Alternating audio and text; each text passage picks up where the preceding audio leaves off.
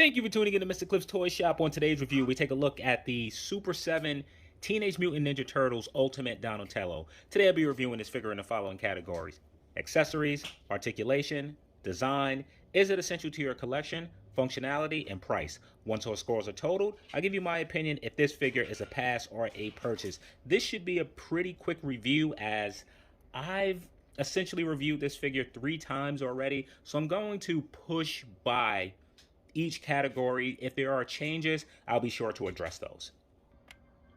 So for accessories, Donatello doesn't disappoint. You get a new iteration of the classic weapon rack, cool to have. You receive 2 staffs. I thought there was a difference between the two. I really don't see it. Both are pliable, which I'm very happy with, as some of the other weapons were too soft.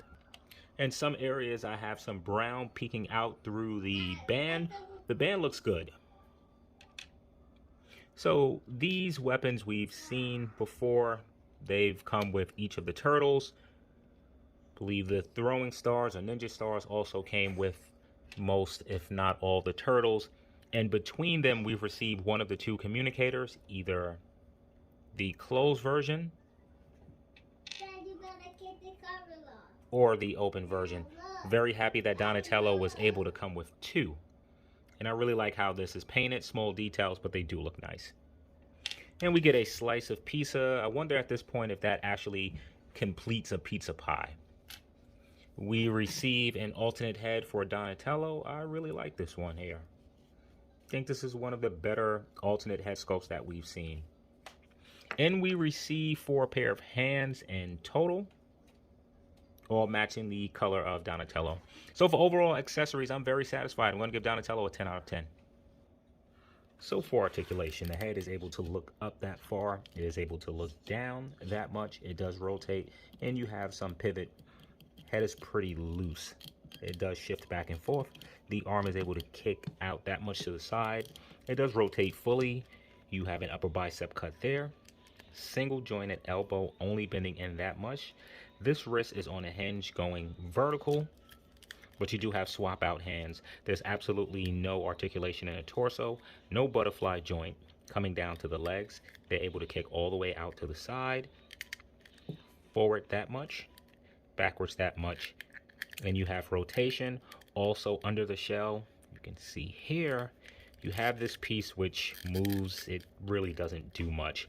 The knees are single jointed, bending in only that much. With the feet, you are able to get it to move that much in, that much out. Kicks all the way down, forward a great amount. So for articulation, you know the name of the game: single jointed elbows, knees. So for overall articulation, I'll be giving Donatello a 4 out of 10. So for design, I do have the original Playmates Teenage Mutant Ninja Turtles. However, I gave it to my son, and with all of the toys that he got for the holiday, no idea where that currently is. So looking at Donatello, if you have the other turtles, you notice that the green is different. This, you have this turtle. This green is accurate. Is actually accurate. I'll give you the pizza. I want the turtle with the pizza. All right, let me record this, and I'll give you the turtle. So Dad, one thing that turtle. Yeah. So one thing that I like about this Donatello is that his color is more matted. You do have some areas to where you see what looks like to be a satin, but it's only in certain areas. Like if you look at this part of the leg here. I also like the purples on Donatello, and I like the shading job that Super 7 did with the turtle torso. There are some yellow and orange. Really like how that stands out. And I like this belt. Didn't like the one that we got with Leo, but this one works. And turning back to this, I really like the shell design. Had mentioned that this reminds me of fingerprints. And for the head portraits that come with Donnie, I really like this one as well as the alternate one. One thing that I do notice looking at this figure from, I guess, forward is this, and this looks hideous. Of course, you can't see the gappage looking at it from the front, but you can tell that something is wrong right around these hips. And Super 7 could have absolutely done a better job, particularly being that we don't get a great amount of articulation from that. So because of those unsightly hips, I'll be giving Donnie an 8 out of 10. So is Donnie essential to your collection? Well, he's the resident genius. He's Mr. Fix-It. He is the Panthro to the Thundercats. Since my review of the other turtles, I changed how I did scoring for essential. I do a score of 1 to 5 to how important is this rendition of the character, and 1 through 5 with are there other toy options. But to keep the scoring the same as the others, I'm just going to go ahead and give Donatello a 10 out of 10 for being essential. So for functionality, you can see that Donnie clearly passes the stand test. Let's go ahead and pick up Donnie before we throw in some of his weapons and accessories that he comes with. So one of the things that I definitely want to talk about with Donnie, as well as the other turtles, it's the way they feel, and there's a certain cheapness to them and looseness in certain areas. I'm happy to report that with Donatello, his legs aren't as loose as the others, but not as tight as I would like as well. The head is very loose. You can give it a hard shake and it'll probably move up and down. And due to this weird joint here, this also feels cheap. Now that that's out the way, let's go ahead and throw in some of his accessories. Let's go ahead and swap his head out. So the head is on a pretty long dumbbell.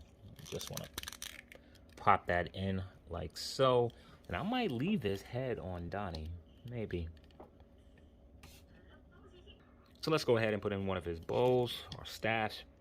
Just go ahead and squeeze that in like so. Fortunately, this time around, Super 7 made sure to give us a vertical hinge, so you are able to position the hand up or down as it should be with the weapon. The pegs are extremely thin. You know that I'm a fan of having the pegs attached to the hand like so, but they're just so thin. I'm worried about them breaking. So far, the pegs have not broken on any of the figures. I recall with the other turtles that these accessories were harder to get into his hand, so instead of forcing it in this way, I'm just going to go ahead and try to move the thumb back, and that's probably the way to do it, but as you can see, it's extremely loose. I'm going to see if one of the hands is a bit tighter than that. Alright, so here will be an option for another hand that could work. The hole looks about the same size, but we'll see. So using that alternate hand, you can see it is still very loose. Not too pleased with that. Alright, so if you turn Donnie to the back, he does have a storage area where you can store his staff, and it fits pretty snug. Happy with that. Just looking at some of the accessories, already placed them in the hand. Very happy to report that Donnie can hold his communicators. You have to position them in. It may not be exactly how you want them to work, but it does work. And he's able to hold these weapons very tight and snug. So with the Ninja Star, I'm just going to go ahead and apply it to this hand. And you sort of have to get it to work between the fingers like so, and you can get that to work. So some areas that could have been improved upon the figure is, of course, the torso, but I get the whole design portion of it. So I need to go back and correct something. I believe that I said that the knees are single jointed. They are not. The knees are actually double jointed, just bending in about that much. So when it comes to this particular figure, it is pretty limited, and that sucks since this is based off of a ninja.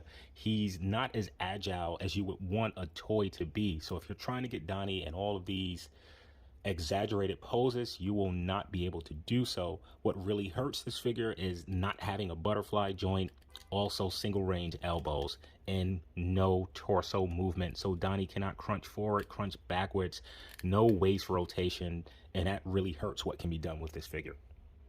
So for overall functionality, I do want to keep scoring consistent with the other figures, even though I feel that there's some areas now that I can really critique. I'm going to go ahead and give Donnie an increase point for having vertical wrist articulation. So for overall functionality, I'll be giving Donnie a 7 out of 10.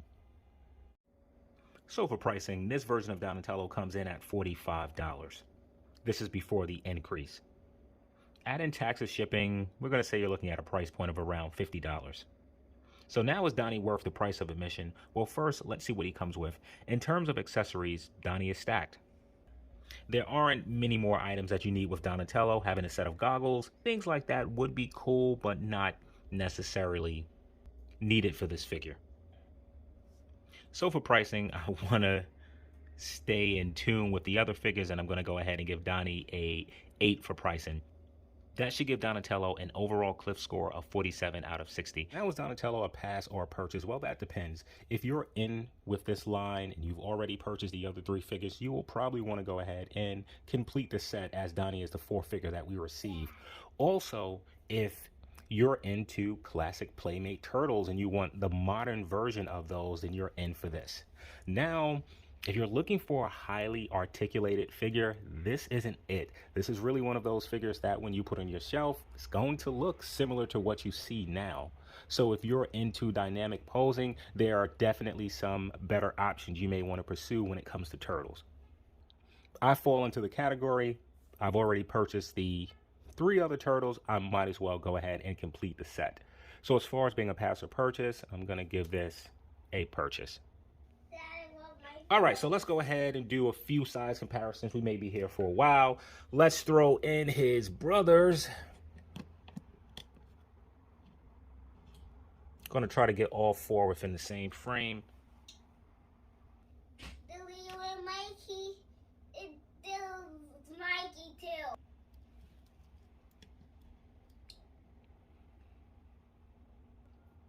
All right, here we go. All 4 turtles. So let's go ahead and remove the other turtles.